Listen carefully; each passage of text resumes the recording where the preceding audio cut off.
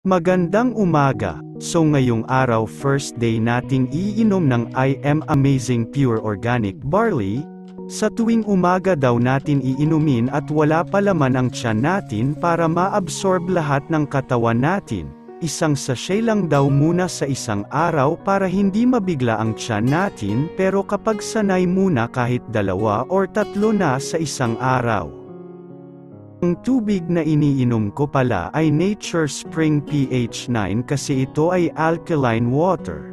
Ang alkaline na tubig ay nagdadala ng mas mataas na halaga ng mga antas ng pH kaysa sa regular na deboteng tubig na nakakatulong sa pagbabawas ng mga antas ng acid sa iyong katawan.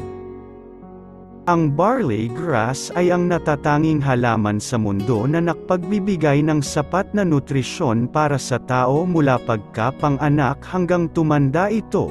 Hindi basta-basta ang damo na ito kinikilala na pinaka-nutritious ang barley sa lahat ng kinakaing halaman, tinuturing ito na total complete food.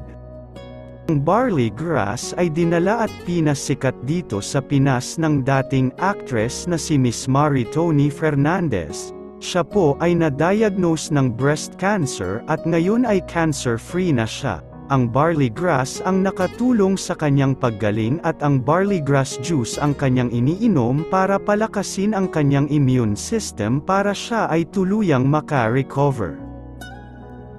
Si Miss Mary Tony Fernandez ngayon ang founder ng I Am Amazing Pure Organic Barley dito sa Pilipinas. Madaming artista ang nag-i-endorse nito at madaming testimony na gumaling sila sa product na ito.